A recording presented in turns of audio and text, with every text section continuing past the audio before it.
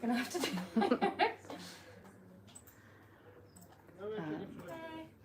And is there a new link for the website? I'm just doing it right now. Cool.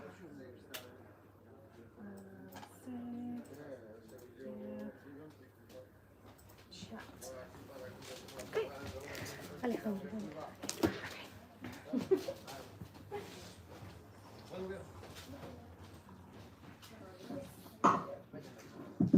Hi everyone, welcome to Book Fringe, one of our many free to attend and open events that we're doing along with Argonaut and Type Runner throughout August. Today we're looking at From Savagery by Alejandra Banca, along with translator Katie Brown. So I'm going to hand over to them. Questions will be at the end, and we've also got an online audience where you might pass some questions on. So thank you and enjoy and welcome. Thank you, and thank you to Lighthouse for hosting us. Thank you everyone for being here. Can you tell us when we're getting to half an hour, because I don't. Yeah, perfect. So we're going to start with Ali and I just asking each other some questions, and then we'll hand over to you. So, Alejandra, why did you start to write? Where did this Inner Salvajada come from?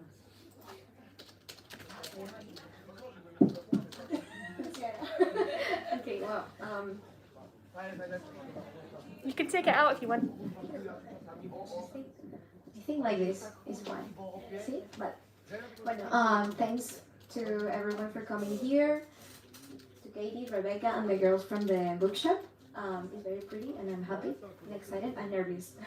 And maybe I said something wrong because English is not my language, but so when I started writing, since I was a kid, I always were into writing. But in 2016, I left my country, Venezuela. I am from Venezuela, because of all the political situation, economic, all the problems we have there. So I was forced to leave my country in order to help my parents, who are still there, because if I stay there, I couldn't do much, actually. I didn't live in the capital city, so moving from the place where I live to the capital city was very difficult at that point, because we didn't have like oil, gasolina. The paths, the roads were in very bad shape. It was very dangerous. So the only way for me was finish university and leave the country and come here. Obviously, I am speaking from this privilege of being a white cisgender woman with European passport, that many of my friends don't have this privilege that I have. So when I came here, I start writing from a place of anger, mucha rabia, injustice, because I didn't want to leave my country. At that point in 2015 and 2016, all we talked about was, do I have to leave the country or do I stay? Or like, what should we do?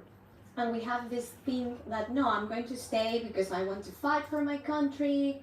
I want to do something about it. But then when the only thing that you can get maybe is like a shotgun, you think about it. And maybe the only option is like going out. So that's what we all did.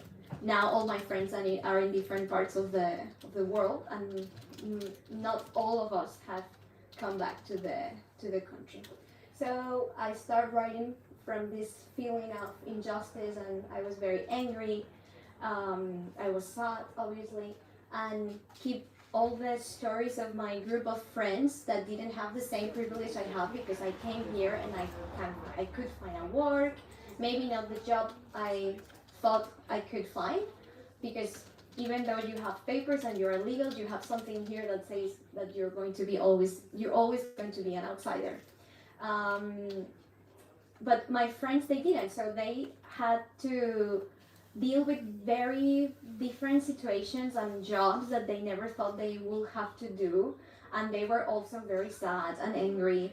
And from the stories that they told me and that we talk about, I kept a diary where I wrote everything, and then from this, it was like to clean myself, to pour myself from all this rage I have inside, and that's how the book came, from a place of anger. Anger? Yes. But what I love about the book is that, yes, the anger is there completely, but there is also hope. There's also, particularly, I think, human connection is something really important there. I wish you could talk a bit more about kind of what the situation is like for young Venezuelan migrants in Spain and in other places, but Spain is where you know. And particularly in the book, the connections, not just between Venezuelans, but between other Latin Americans, migrants from Morocco, and how those people come together. Yeah, I think something I like about writing this, and it's something I realized later, is that when you talk of something very particular, it can become universal.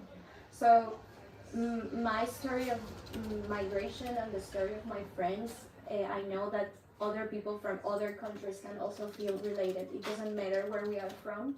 So we have the same story or the same feelings. Like yesterday in the taxi I took from the airport to here, the guy was from India, and we started talking, so we feel related. Like, no, I have to leave my country when I was 18 years old, and I was like, oh, more or less the same. So you create a bond only because you have this wound of your country, the thing that you don't want to leave it, but we were forced to, and we have this bleeding wound that is never going to heal. And I think it's like a sisterhood, sisterhood among all of us. So when I was on the street with my ex-boyfriend, he was a Glover, a rider, and we were there with many different guys from different countries.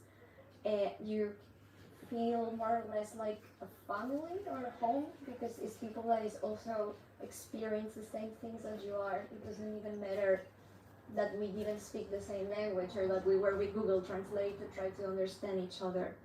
So in Spain, Venezuelans, migrants or migrants?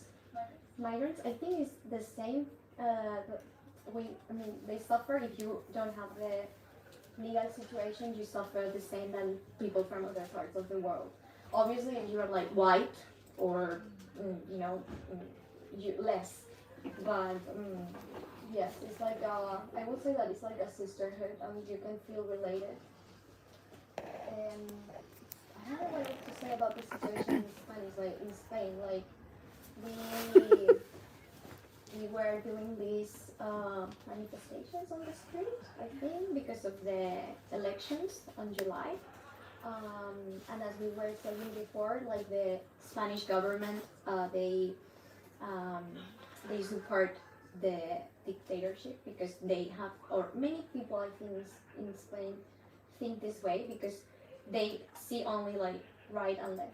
So they think that as we go against this dictatorship government, we are fascist because we are on the right side. But it doesn't have anything to do, I think, with left or right. It's something beyond that, and is a dictatorship. It doesn't matter if it's left or right. So I have some Spanish friends that they position themselves on no, because you're fascist, because you are like from the right, and it's very difficult to make them understand how it's to live in this context when they have maybe other ideas of what communism or yes is. And there's a really wonderful story about that in the book, about that kind of clash of ideas. I want to make a question now. You asked me how I started writing the book, and I wanted to ask you, how did you get to the book, or how did you get to it, and how was your first impression? So I spent over a decade now studying Venezuelan literature. It's my little niche, and I'm really interested in how migration is changing publishing. So I first came across Oriana Camejo, who runs Lecturas de Arraigo, who published this beautiful Spanish original, when she put out kind of a call for books on Twitter, and through that interviewed her about kind of being a migrant setting up her own publishing house. And then when the first book came out, this was the first book published by Lectoras de Arraigo, I had to be there. So I went to the bautizo de libros, like the baptism of the book, as we say in Spain. And I was just captivated by it. So Alejandra read from one of the stories about a delivery cyclist on her period, and that kind of, it's very simple everyday story, but had so much weight to it. And then read the book, loved the book, and the way that you kind of draw your characters. I really like the fact that they are all very real, they're very flawed, that they're not doing the kind of good immigrant stereotype, but they're people that you believe in and that you want to support as well. I cry every time I get to the end of the book. And then I got a call from Rebecca, who runs Selkie's House, saying that she wanted to publish some Venezuelan literature and what would I recommend. Yeah, sent her the book, she loved it too. And here we are. Yeah. I don't know if ask you something else now about the creative process. Mm-hmm. We were talking before that I feel the book is another book because it is, and sometimes I read it in English and it's like, oh wow, it's like it's so weird. It's, I don't know. So I know how my creative process works, and do you want to do your creative process first? And then we'll do it? well, my creative process is kind of chaotic. Like I start writing and I don't know what am I writing, and I leave it there, and then I go back, and there's some from all the mist and the dust.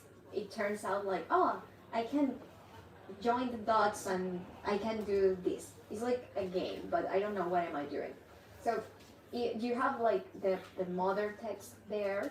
So I wanted to know how was your creative process, because I know that this is a new book and there is a lot of you in this book. So how was it? How did you deal with it, and how did you live it?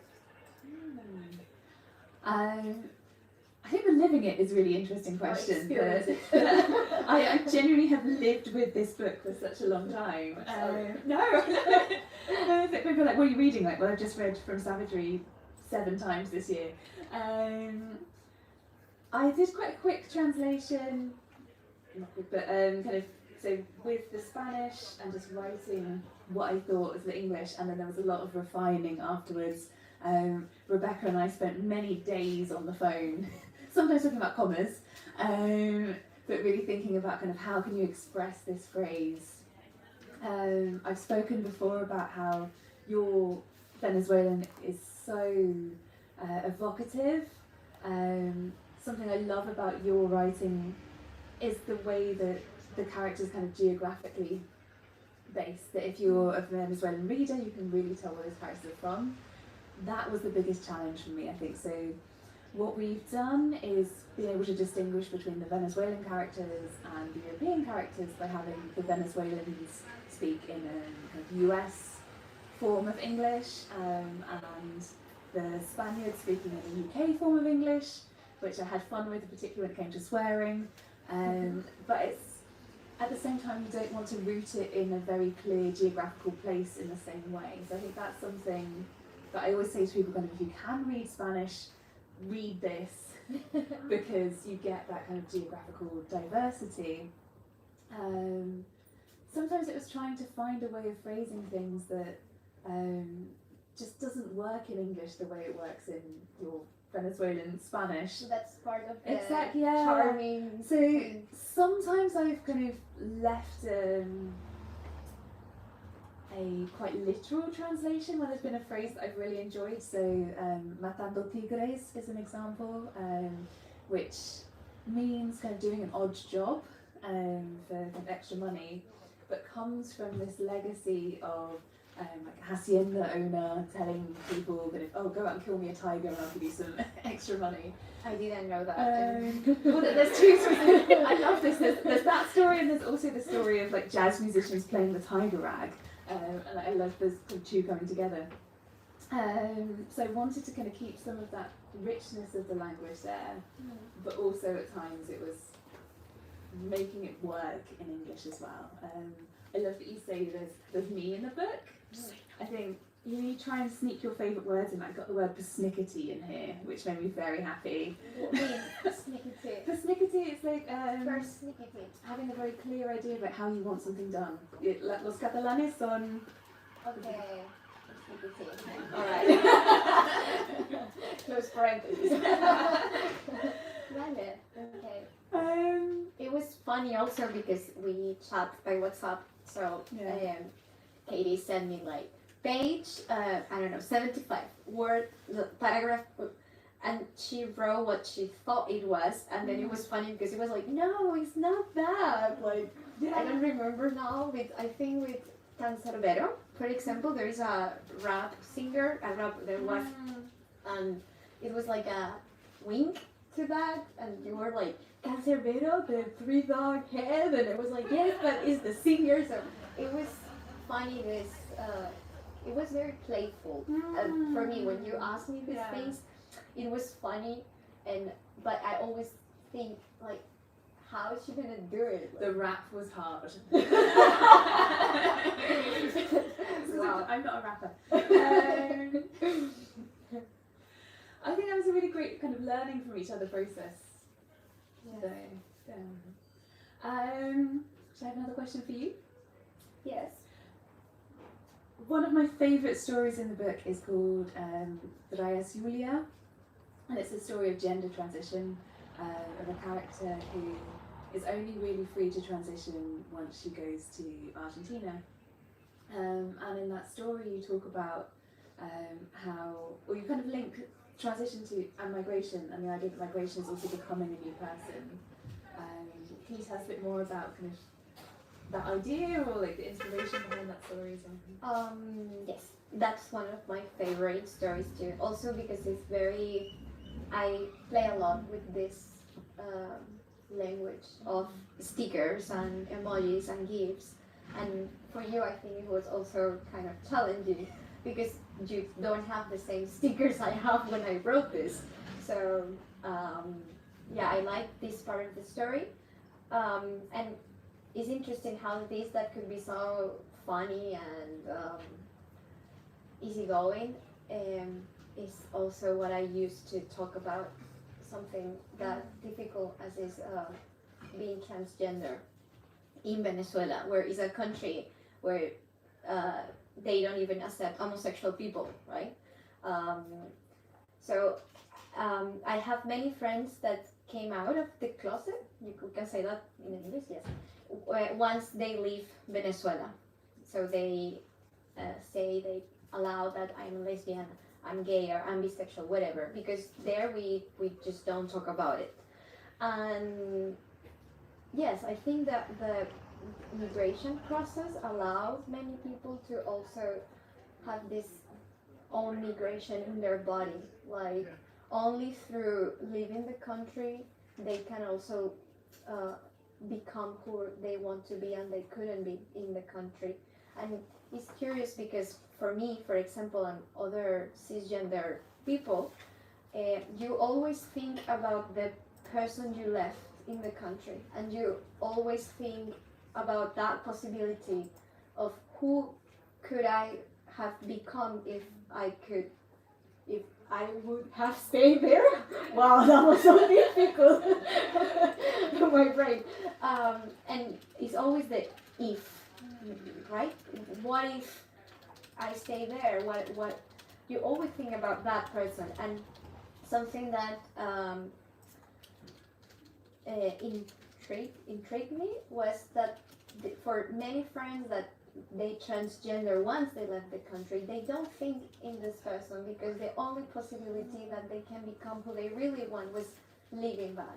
So they don't want to go back to that, and they don't think in the past, they think in the future possibilities. So that story is very personal for me, and it touched me a lot. And I think yes, we can. There's like this explicit relation with leaving the country and leaving this old body identity that you were forced to hold in front of people because you didn't have any other option. I love it also. I love it also because, as we said, there's a lot of anger in the book, there's a lot of rage, but that story is just so hopeful. And I think tender. And tender, exactly, yeah. It is. Should we do a reading? Yes. Do you want to start? Vale, yes. So this is from the end of a story called Verdad o Mentira, Truth or Lie, where two Venezuelan characters are having a chat over at KFC, but they might be telling each other the truth, they might be telling each other a lie, and it links very much to this idea of reinvention. Yes. I don't remember. We were here to read from Somos, yeah. Ok. Ok. Vale. Yo lo voy a leer en castellano, ¿vale? Somos los que los demás piensan de nosotros. Somos esas historias que nuestro nombre arrastra y que ni siquiera sabemos dónde se originaron. Aquí yo solo veo a un chico de mi edad haciéndose un hueco, luchando por sacar a la luz su propia historia, su verdad. ¿No hago yo lo mismo? ¿No hacemos todos, acaso, lo mismo? Intentar mostrar nuestra verdad, nuestra historia, nuestros orígenes. Gabo, Gala, Nanda o el loco. ¿Quiénes somos? ¿Quiénes fuimos? Lo que queremos, lo que prohibimos y vetamos, lo que repudiamos y aceptamos. Te doy la cola en mi nave, se ofrece risueño señalando su monopatín. Niego con la cabeza, no, tranquilo, no hace falta. Lo veo alejarse por esa calle mojada, con gotas aún cayendo de los árboles. Siento que con él se alejan mis secretos, que no saben que son secretos. Agarré bastante retraso en el metro. Tardé mucho, pero llegué. Una vez dentro del hogar de Flavia, fui directo a la ducha y después me hice un porro enorme. Continuó lloviendo y esa noche se inundaron varias zonas de Madrid. Los vídeos me recordaron el deslave de Vargas. Calles tapiadas de barro, piedras enormes que descendían llevándose todo a su paso, carros que navegaban como si fueran botes, perritos desaparecidos, gente con casas inundadas y sus historias ahogadas. La naturaleza volvió a su cauce, pisando firme en territorios que sabía suyos, a pesar del progreso, del avance y el desarrollo. En las noticias aparecían ríos marrones llevándose coches, animales y containers. Decretaron zonas de emergencia. Muchas personas salían en la tele con el rostro compungido por haber perdido sus casas y sus pertenencias. Varias estaciones amanecieron cerradas, tapiadas con escombros y llenas de agua sucia. Cosas que uno cree que jamás sucederán aquí, en este presente brillante y lleno de oportunidades, completamente distinto al mundo que dejamos atrás. Pero aquí estábamos. Madrid, bajo la lluvia torrencial, no era más que un reflejo doloroso y distorsionado de esa Caracas colapsada por los palos de agua. Estoy de este lado del charco, ¿verdad o mentira? Entonces, ¿por qué se siente igual? Porque sigo sintiendo el mismo vacío que sentía al dejar ese suelo con mosaicos de Carlos Cruz Díaz, pensé, viendo los desastres producidos por la lluvia y los rostros tristes de esas personas, que el sentimiento de pertenencia no lo daban ni los espacios ni la geografía, sino la gente. Y el loco, Gabo o como sé que se llamara, me había llevado a esa tierra que prometía darnos pertenencia a través de la lengua, de los chistes, de la aceptación y el entendimiento del que se sabe igual, víctima y culpable. ¿Verdad o mentira? Depende de quién la cuente, depende de quién la escuche. Okay. And are we what other people think of us? Are we those stories our names carry around and we don't even know where they came from? All I can see here is a guy my age, making a space for himself, fighting to bring to light his own story, his truth. Don't I do the same thing? Don't we all, in fact, do the same? Try to show our truth, our history, our origins. Gabo, Gala, Nanda or Loco. Who are we? Who were we? Whatever we want. What we ban and forbid, what we renounce or accept. Can I give you a lift on my wheels? He offers, chuckling, pointing at his skateboard. I shake my head. No, no worries, there's no need. I watch him skate away along the wet street with raindrops falling from the trees. I feel like he's taking with him my secrets that don't know that they're secrets. I hit quite a delay on the metro. It took me a long time, but I got back. Once I was at Flavia's house, I went straight to the shower and then rolled a giant joint. It kept raining, and in that night various parts of Madrid flooded. The videos reminded me of the Vargas tragedy. Streets blocked with mud, enormous rocks falling and taking everything in their path, cars floating like boats, lost puppies, people in flooded houses and their drowned histories. Nature returning to its course, treading firmly on the land it knows to be its own, despite progress, development and technological advances. The brown rivers appeared on the news carrying cars, animals and containers. Emergency zones were decreed. Loads of people went on TV with downcast faces, sharing how they'd lost their homes and belongings. Various stations were still closed in the morning, covered in debris and full of dirty water. Things you believe would never happen here, in this shining present, so full of opportunities, so different from the world we left behind. But here we are. Madrid under torrential rain was no more than a pitiful and distorted reflection of that Caracas collapsed under the downpour. I'm on this side of the pond, truth or lie. Then why does it feel the same? Why do I feel the same emptiness I felt leaving behind the Carlos Cruz Diez mosaic on the airport floor? Watching the havoc wrought by the rain and the sad faces of those people, I thought that a feeling of belonging doesn't come from places or geography, but from people. And a loco, Gabo, or whatever his name was, had taken me to that land which promised us belonging through language, through jokes, through acceptance, and the understanding of someone who knows himself to be both victim and culprit. Truth or lie, it depends on who tells it. It depends on who hears it. Wow.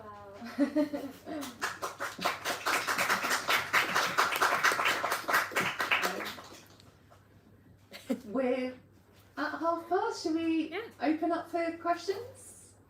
It's such an experience. You are amazing. Does anyone have any questions?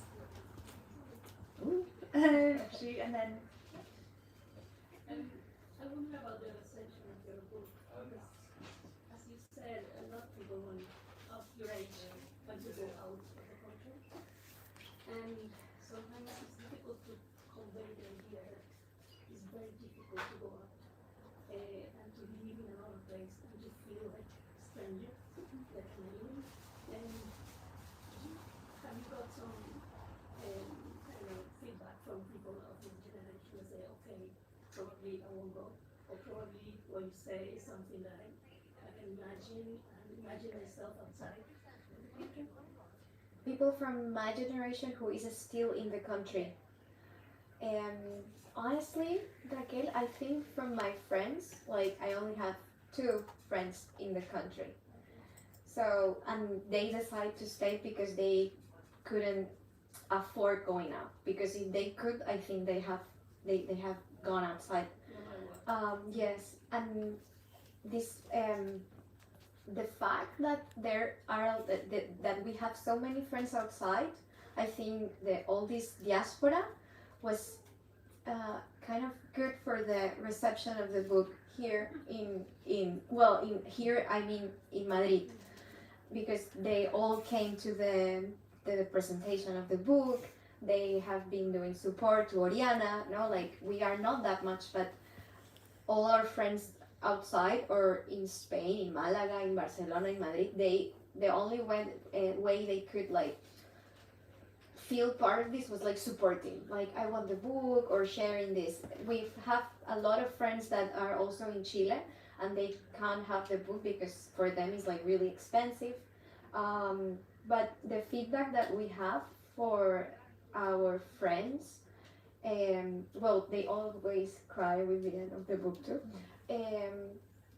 They feel at least what they have told me is that they feel very represent, like you speak like for something that we have inside that we couldn't even put into words, and like you didn't, so I feel so related with this feeling and this place where you are writing this, because we are all living the same in different parts.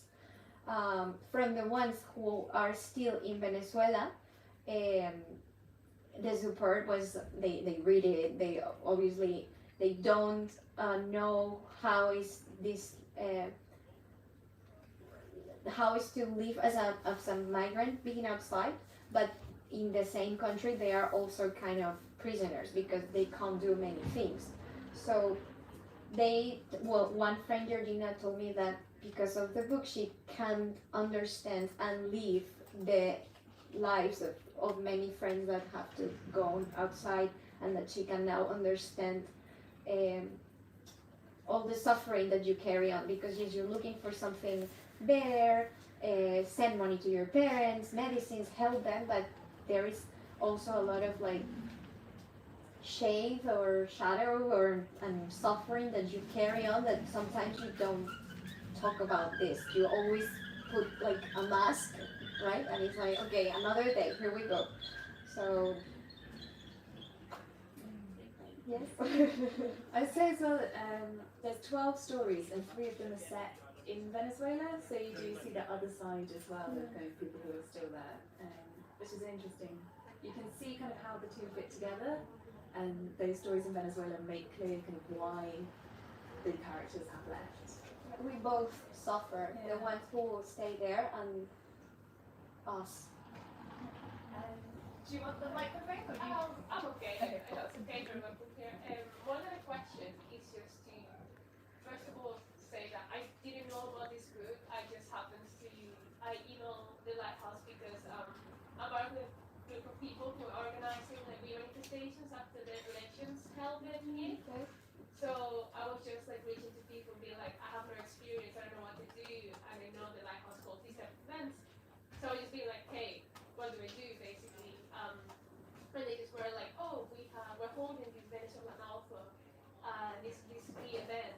And I was so excited because it's just this, I honestly just want to say thank you for just like writing this story that I'm just learning about. I just bought the book, and I came in just like reading a bit of the description of the website. I just wanted to hear what other people have to say. So it's mostly about like, thank you. Because Thanks to you. it's very difficult to, and I'm sorry. There is a lot of pain and a lot of like you said, a lot of like bottling emotions that is very difficult for other people to understand. And events like this is very like an opportunity to be seen. So I'm just like just a way to express the gratitude not only for writing the book and so on, but like the dedication to translate it and give this opportunity to feel seen. So that, and also thank you so much. Where can I buy the book in Spanish? Because I think so I want the English version to be able to share it to other people, but also like, yeah, I do want to read it in the original language. So but thank you, and I apologize for No, it's okay. I send you a hug. Yeah. Well, I can give you a hug later. Thank you so much. Oh no, thanks to you for your words, because for me sometimes it's very difficult to explain what I'm feeling, and I think that's why I write. You can buy the book in Lecturas de Arraigo. Is this publisher house that creates Oriana, that is a Venezuelan migrant too, and she created this in Madrid. So she's trying to make a catalog of Venezuelan people around the world. And actually the second book is from Raquel, that is also stories of migrant people like around the world, but I think with another perspective, because she came here exactly. Yeah. So it's the same but a bit different. So I can share you the book if you want to see it or something. Yes, of course. I'll take a picture. So I can maybe able to. So If you just search for Lecturas de Arraigo, you'll find it. They definitely post to the UK. oh lovely. Yeah, no, I will. Thank you so much. Thanks. Is there anything coming through online that we should... No, I was just double checking for any online questions. There are some people watching online now, but just maybe a bit shy. Anyone else in the shop with a question?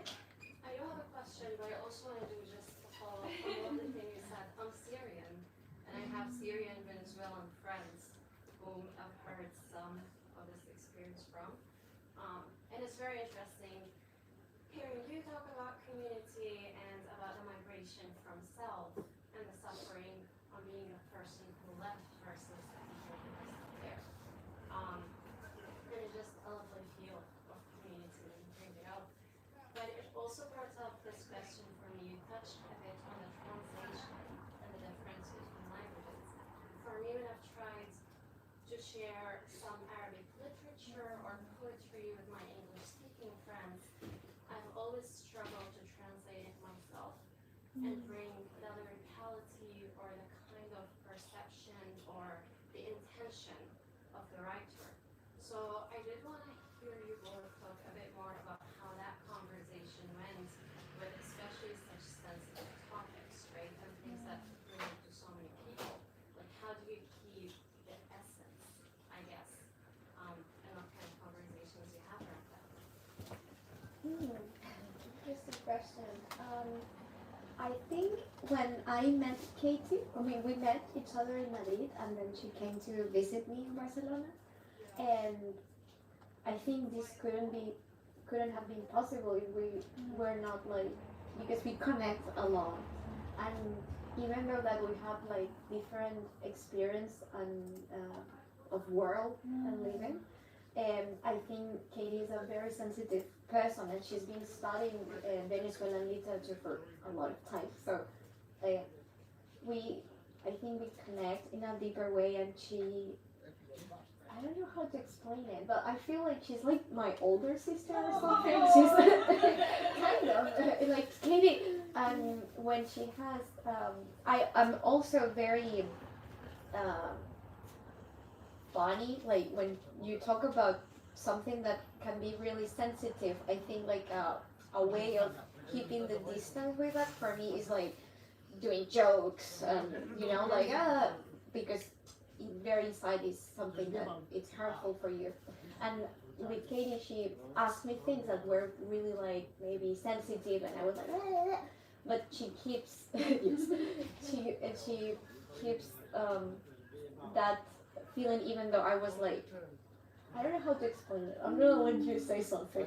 I think what you're saying as well, it's really, there's sort of two things going on at the same time when you're translating. Like one is kind of the sound of the text, and that's something that, and the rhythm, where I try to keep what you're doing, but also with the acknowledgement that English and Spanish, and especially Venezuelan Spanish, are two very different languages. So really prioritising, I think, kind of the feel, in terms of like, what are these characters feeling? Who are they? How do I, if that character were English, kind of how would they speak to me?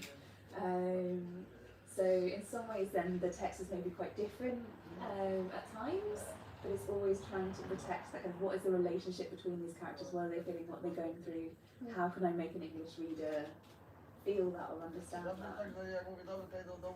So sometimes you lose a beautiful sounding phrase. Hopefully there'll be some differently beautiful sounding phrases somewhere else. Yes, it's what we were saying before, that is a new book, and there's also a transition in the book. So it has become something else, and now it's like a fusion between you and my writing. And there's an audiobook coming out very soon, and that's felt like a new translation as well. Like hearing the recording of that again felt like someone else's. Yes. I'd written down those words, which you had originally written down. Like, oh, this is a totally new story when you hear someone kind of pick up on bits of it, really bring it to life. And if there wasn't anything too poetical or with many kind of interpretations in the text either, so I think maybe doing the translation was kind of easy because there were no many options to. Oh, there's always lots of options. But normally when you read a poem, like poetry, you understand this, or it's very subjective. So in that case, I think it was more like straightforward. Thanks for your question. If no one else has a question, does anyone else have? Oh, there's one at the back. Yes. I wonder if there was a lot of relations of solidarity and mutual aid within the if that's also links to similar grassroots organising in the Spanish society as a whole. Que si hay grupos de solidaridad En España. sí. Venezuelan groups. Yes, yes, we do. There are like these things of venezolanos en España, venezolanos en Madrid, venezolanos en Barcelona. Yes, we have like a sense of community. Yes, and I think you can notice especially in Madrid. Sometimes when I go there, I feel I am in Caracas because there is a lot of immigration there. I think it's one of the cities in Spain with more Venezuelan population. And it's always this, yes, we do have this sense of community that we help each other. If I don't know how to do something like legally, or if I need something, or even to find jobs.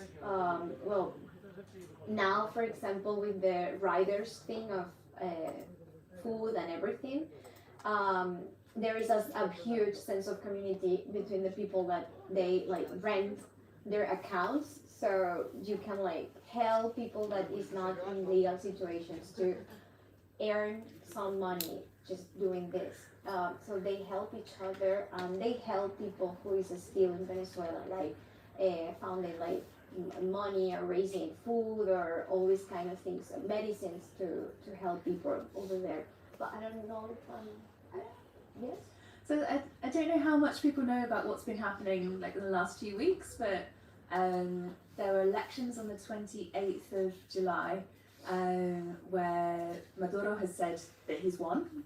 The Centro Nacional de Elecciones, which kind of runs the elections but is very much aligned with the government, have said that he's won. But the acta, so like the kind of receipts from the voting machines, say that the opposition won with something like 67% of the vote. And so since then there's been massive protests, and if you haven't seen them, look out for the videos of people like the main square in Madrid was in Barcelona, in Madrid, filled with Venezuelans.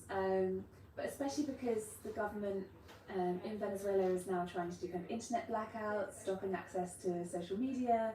I think there's a sense among people outside the country of that being one way to help kind of keep sharing information, making sure that's not getting lost. They even create this technological technological policeman. Ariana said that now she came to Venezuela a week ago, and they are like checking your phones. So if you have anything related to the government, you go to jail because you are a traitor, a terrorist, exactly. So I think now the sense of community and the spread of information is on the people who is outside, because our parents who are still there or friends, they cannot share anything because it's dangerous for them, and at the same time they don't know what is going on the streets. Wait, do we have to? If there's any more questions, we can probably take one more and then we'll wrap up. Or any last comments? Rebecca has a question. It's always the same question.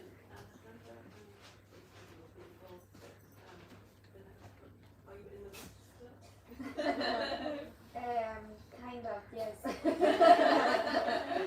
yes. I mean, I can say that I am writing, but I don't know exactly about what. So I'm still figuring out what is going to be. But yes, I keep writing. And I asked Katie, one of the questions was, are you going to translate the other book? The last question we wanted to ask each other also was, what was your favourite part of the book and the hardest part? I think my favorite part of the book was at the beginning when it wasn't even a book. When it was just this playful situation of just writing and don't know what everyone was going to do with like a game and connect the stories and the characters, and that was for me the funniest part. And the the more difficult was going back to some stories that were really and like going back to read and do the with Oriana, the editor, the publisher, going back and reread and change and why did you write this, or we can improve this, or in certain stories were really difficult for me going back and like living again that experience. With Lasme, for example, was very difficult. Yeah. That story in particular. There are parts of the book that you don't want to read 10 times. No, you don't. And for you, what was the funniest or your favorite part and the more difficult? So the most difficult, I think, partly those bits, the bits of the book that are just so soul destroying that you don't want to keep reading. I found Nanda's voice I really kind of connected with. So I loved kind of translating Nanda, and then found it a bit harder, I think, trying to do a respectful translation of some of the other characters. It's true, because there are a lot of bad words in the book. Oh, I love translating the bad words, but it can be. I remember that some of them you were like, "But do we need to say it like this?" And it was like, "Yes, we need to." But interesting. Yes, yeah. So I ended up going to class and be like, what should we do about translating offensive language? And particularly, there's a quote by Sophie Hughes that I love about how she wouldn't translate anything morally reprehensible, but that doesn't mean that she wouldn't translate morally reprehensible characters.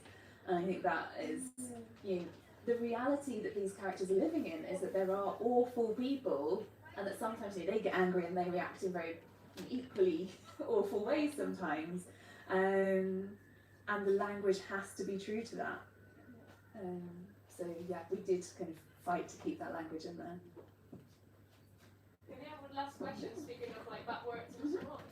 I haven't read the book, so I don't know how much is thing. We have this like coletilla in Spanish that is the word marico, but how did, like, I don't know if that word in Spanish is being used in the book. But how did you manage to translate that, if so? So we actually left Marico, and there's a lovely bit in the book where there's a Catalan living with two Venezuelans, and the Catalan starts saying Marico, and the Venezuelans start saying, how do you pronounce it, Oma? Oma. And it's this little like linguistic interchange, but it shows kind of how they're supporting each other, living together. So we've kept that, but in the translator's note it does say, in Venezuela, Marico is nice. in other parts of the world, it is offensive. But we do have many bad words that are nice among us. Like, you can say such a bad things to someone you love, but you're not saying anything bad. Yes. And actually, something that we did on the Spanish book is that we, I wanted to reproduce the way we speak. So, for example, the S is like a J. Queso. Queso, exactly. So it was funny. And how did you handle that in your translation? We've got a lot of dropped N, lots of dropped D's at the end of and, things like that. Trying to use more kind of slang language, but I think that goes back to what I was saying earlier about kind of also not wanting it to be in one particular area too much. There's a lot of it that I was like, if I was translating this for like South East London, I could do this very very clearly, but trying to find something that sort of brought that out without making it too geographically distinct. That's interesting, because then if someone, making questions, that if you make this of the south of London, you said, if you could only understand that if you live in England, because if you live in America or in the USA, for example, could you like take this game of the accents? No. I mean, some of the things like I ended up googling things like, do Americans say ball ache? It turns out no. I found a great blog where someone said, I thought this word was pronounced balash. So I want to use it. This is the joy of translation. But yeah, I think that's what's great about your original. Like it would be understandable, but there are bits that are even like que molleja, Yeah, it which would is be so specific understandable to. for Venezuelan people, exactly. And I think maybe even the people from Maracaibo only in that. Yes, in particular. Yes. Was that it? No. Okay, yeah. Thank you so much. Thank you. Thank you everyone for coming. Thank you again to Ali and Katie. And if you want to stick around and have a little bit more chat, we can get books from the till and get them signed, hopefully, by both, either. Over in the other side, in the fiction room by the window. And thank you again, thanks for coming, and have a happy book fringe and fringe in general. Thanks.